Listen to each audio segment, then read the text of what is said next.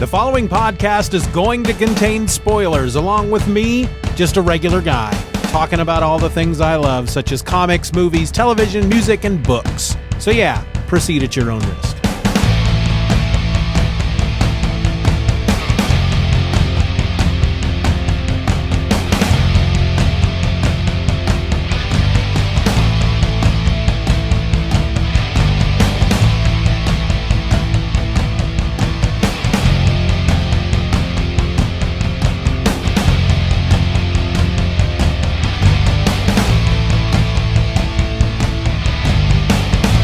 Welcome to another episode of Just Another Fanboy. I'm your host, Steven, and today I'm talking about Superman #1 from January of 1987. This was written and penciled by John Byrne, inks by Terry Austin, colors by Tom Ziuko, letters by John Costanza, and the editor was Andrew Helfer. Okay, so this issue takes place after the events of the Man of Steel 6-issue miniseries that John Byrne did that reintroduced the world to Superman post-Crisis on Infinite Earths. This was a reboot of sorts of Superman. And so this issue takes place about 3 months after the Man of Steel miniseries.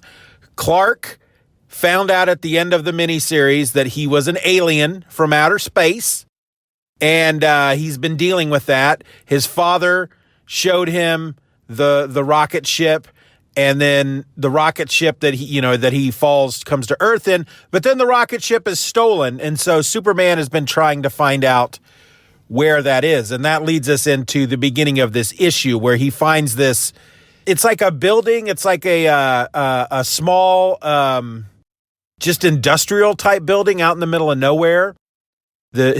Whatever leads he's been following leads him to this building, and he's suspicious of it right off the bat because the entire building is lined in lead, and he cannot see through lead with his X-ray vision. So he busts in and he finds the place abandoned, and he finds a dead man laying on a table. And I really enjoyed this part because he's really playing the part of the detective here. He is Superman, but he's also a journalist. And I guess what John Byrne is trying to say is he's not just a journalist, he's an investigative journalist. Because he comes in, he uses his X-ray vision, he's checking out the body, and he's talking to himself, and the man's neck was broken and blah, blah, blah, and all this stuff he sees with his X-ray vision. He also looks at the guy's fingerprints, and he says to himself, well, his fingerprints matches the prints I found outside on the truck. And he needs to investigate further, but he doesn't want anybody else contaminating the scene. And so he burrows under the entire facility in like super lightning, super speed, and he carves out basically a bowl shape underneath this facility. And as he's carving it out, he's using his heat vision to turn all the soil basically into a glass, almost a superheated surface to keep it all together. And then he just flies it out into space. And he makes a comment to himself as he's flying it out into space. When he lifted it from the ground, it was very heavy, of course. He had to use his super strength to lift it off the ground. But now that he's in the air, it's very light. It's light as a feather. So when he is carrying something, when he's flying, he doesn't use his muscle strength. It's just I think he put it as his sheer force of will to carry that, just like he does when he flies. So he takes it into outer space and he leaves it out there orbiting the planet or whatnot. He comes back down, changes into Clark Kent, and he meets Lois Lane to go jogging in the park. And he's really working the moves on her. He's trying to get her to like him. And at one point he thinks to himself that, she's a really tough nut to crack, and that if she knew that he was Superman, she'd probably fall in love with him immediately. But he can't do that. He needs to know that he can get her as Clark Kent before he can reveal to her that he is Superman. Well, as they are jogging, they hear an alarm from a bank, and Lois, of course, wants to go investigate, being the journalist that she is, and Clark tries to talk her out of it. Perry doesn't want you running into danger, Perry White being the big boss at the Daily Planet. But they go anyway, and they go into the bank, and there's only one dude there, and he's a big kind of a muscly guy who's dressed very odd. My first thought when I saw him was he's like one of these guys from the 80s, which, of course, it is in the 80s. One of these guys from the 80s that might hang out at Muscle Beach in California. He was wearing skin-tight pants and no shirt, but like a purple vest. And then he had white hair. And he's very much a big, muscly dude. And he grabs hold of Lois Lane, and he's like, ha, I'm super strong, and don't test me, woman. And Clark runs up and punches him in the stomach. And, the whole time he's thinking, well, I don't want this guy to hurt Lois, but I can't show that I'm super strong. So I'm just going to punch him and pull my punch. And, still I should I'll put a little bit into it. It should take care of the guy. But it's like punching steel. And the guy punches Clark, and Clark's like, oh, I have to roll with this punch. I don't want it to look like, because that guy could shatter his hand punching me in the face. So if I roll with it, it's like he really punched me. And then he flies across the room, and he's like, as he's flying across the room and he's landing behind the bank counter, the teller counter, he's thinking to himself, plus I can use the opportunity to hide behind this counter and then turn into Superman. And then moments later, here comes Superman from the front door. And this guy is sitting here saying, he's like, I'm here to kill Superman. And Superman's like, well, I'm here, buddy boy. And they start fighting, and the guy's just kicking Superman's butt. Superman does not understand what's going on. And they keep showing these close-up shots of the dude with green, and his eyes are glowing green. And so they're just having this knockdown, drag-out fight.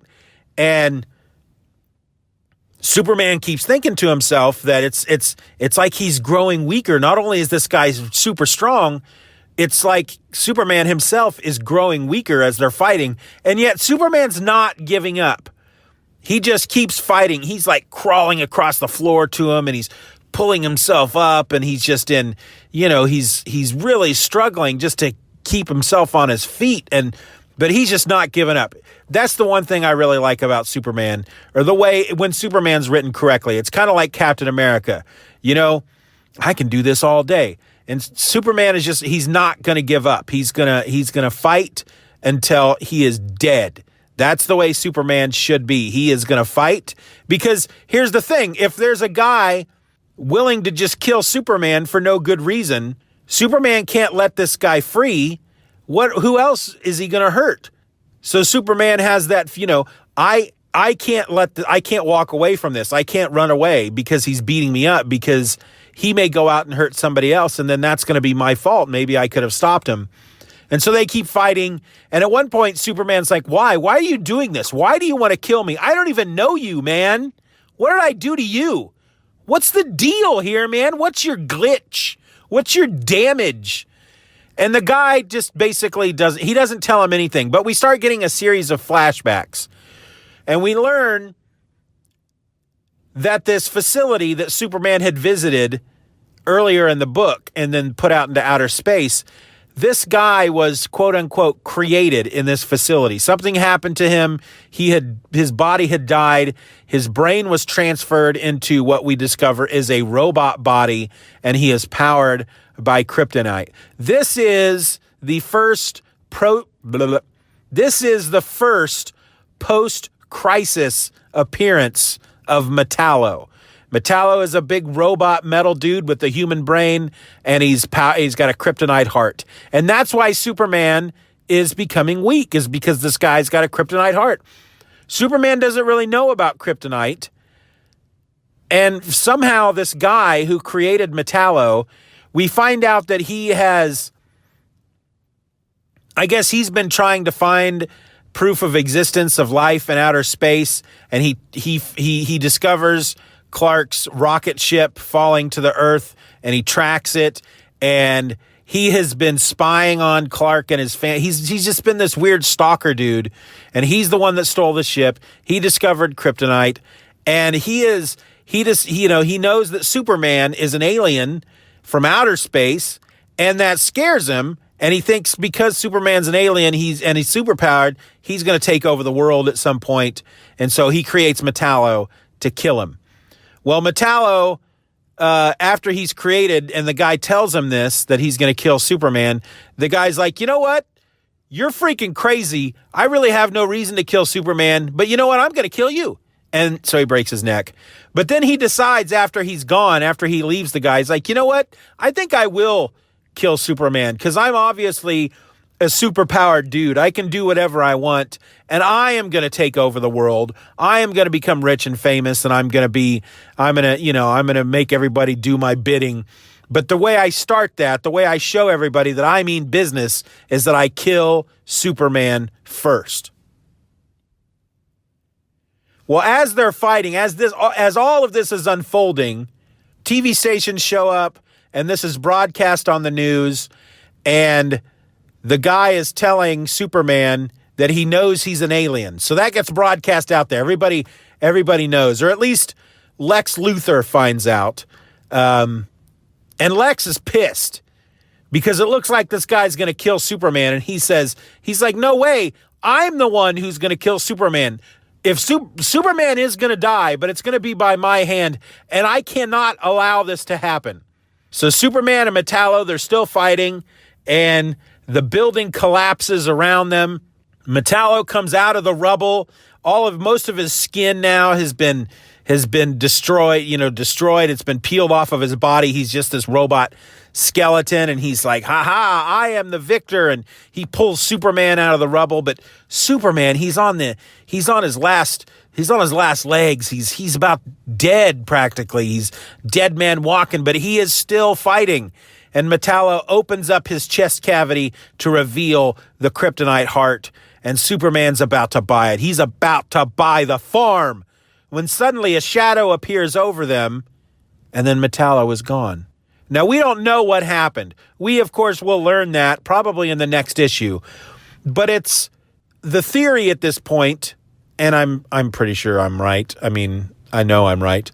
The theory at this point, at least for the reader, Superman doesn't know this, Lois doesn't know this. Lex came and got Metallo, saving Superman so that he could kill him later, and then maybe to figure out what's going on with this whole kryptonite thing, right? So that's where the issue leaves off. Lois asks Clark, is it true? Are you really an alien? And Lois asks Superman. She doesn't know he's Clark. Settle down. Lois asks Superman, is it true? Are you really an alien? And Superman says, yes, Lois. Yes, I am. I just found out about it myself 3 months ago. And does that scare you? Does it make you think any less of me? And she says, no, not really. And so, all right, cool. Rock on. And then the issue is over. I really enjoyed it. So I reread Man of Steel recently, the 6-issue mini. What I'm reading is these collections, and I think they're called the Man of Steel collections. I've started volume 2. Volume 1 was just the 6-issue Man of Steel miniseries. This is volume 2, and it's basically all these volumes are going to take you through John Byrne's run on the Superman titles. And he didn't draw all of them. He had one or two titles he did the art on, and then the other one or two, I don't remember how many there were at the time. I haven't gotten that far into it. This is the first issue from volume 2. But I know that he basically, I don't think he writes all of them, but he's in creative control. He's like the head writer. He's the what's the word I'm looking for? I can't think of the name that they call those folks on TV. He's the showrunner, basically. But the Man of Steel miniseries, see, here's the thing. I read these all when I was a kid.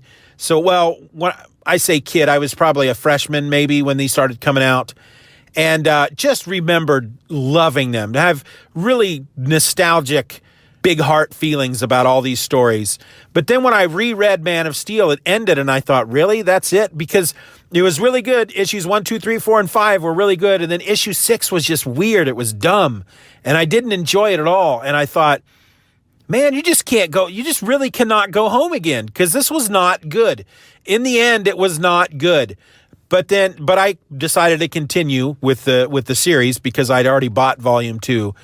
And so I read Superman issue 1 and my first thought after finishing it was, okay, now we're talking. This is the Superman I remember.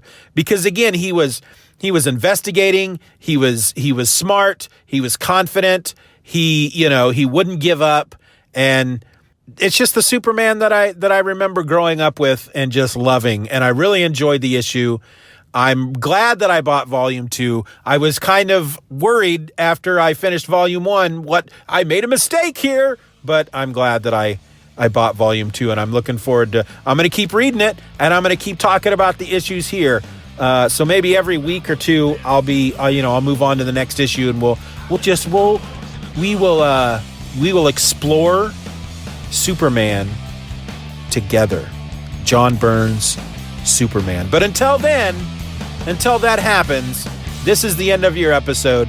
My name is Steven, and I'm just another fanboy. Be nice to each other. Just Another Fanboy is a presentation of the Steven or Else podcast. Questions and comments can be directed to feedback@stevenorelse.com. You can support the show for as little as $1 a month at patreon.com/StevenRor and get instant access to the My Other podcast, a weekly show about whatever crawls its way into my tiny little mind just moments before I tap record. You can find me on the World Wide Web at stevenorelse.com or find me on Twitter and Instagram by searching for @StevenOrElse. I also encourage you to subscribe to the show, leave us a 5-star review, and share this episode with a friend. Just Another Fanboy is a proud member of the Comics Podcast Network. You can find that over at comicspodcasts.com. All links will be in the show notes.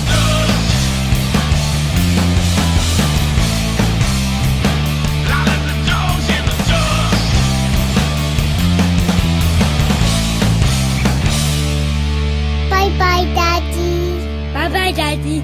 Good job.